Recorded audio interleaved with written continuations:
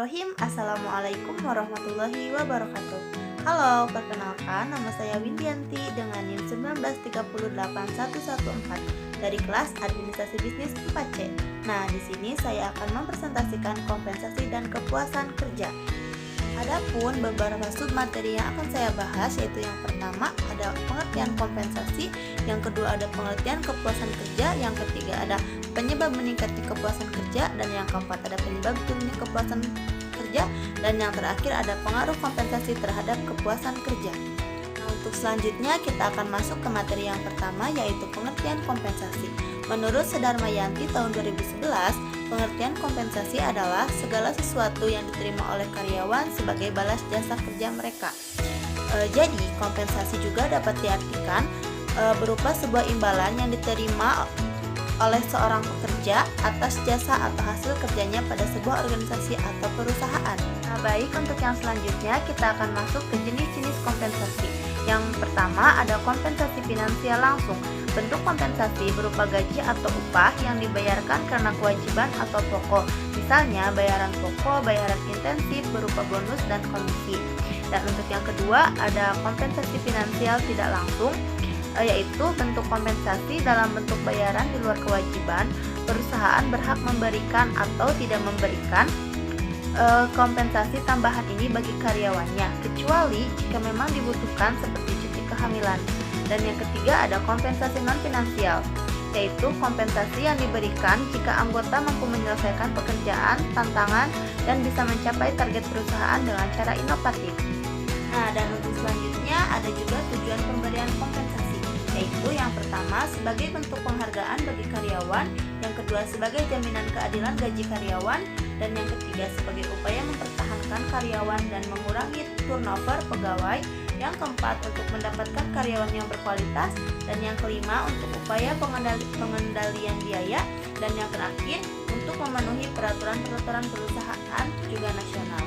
Nah, di sini juga ada kriteria pemberian kompensasi, yaitu yang pertama harga atau nilai pekerja. Penilaian harga pekerjaan harus menjadi prioritas utama dalam menentukan tindakan kompensasi seperti apa yang direncanakan perusahaan. Dan yang selanjutnya ada sistem kompensasi. Sistem kompensasi juga dapat dilakukan melalui dua hal, yaitu yang pertama karena prestasi dan yang kedua karena waktu. Dan untuk selanjutnya ada juga pengertian kepuasan kerja. Menurut Handoko tahun 1995, kepuasan kerja adalah keadaan emosional baik yang menyenangkan ataupun tidak menyenangkan, di mana karyawan memandang pekerjaan mereka. Nah, dan ada juga kepuasan kerja dapat dijelaskan dengan teori motivasi. Teori motivasi dapat dibedakan menjadi dua, yaitu yang pertama ada teori kepuasan fokus yang merupakan faktor-faktor dalam individu yang mendorong, mengarahkan, mempertahankan, dan menghentikan perilakunya. Dan yang kedua ada teori proses yang merupakan teori yang menjelaskan dan menganalisis bagaimana perilaku didorong, diarahkan, dipertahankan, dan dihentikan. Nah, dan yang selanjutnya ada penyebabnya meningkatnya kepuasan kerja, yaitu ada 7 faktor. Yang pertama memberikan fleksibilitas, dan yang kedua mengurangi stres di perjalanan, yang ketiga buat waktu kerja lebih efisien, yang keempat buat komunikasi menjadi lebih mudah, yang kelima dorong gaya hidup sehat, dan yang keenam ciptakan lingkungan yang positif untuk pertumbuhan, dan yang terakhir ciptakan rutinitas yang seru. Nah, dan untuk selanjutnya ada juga penyebab turunnya kepuasan kerja. Nah, ini juga dipengaruhi oleh beberapa faktor.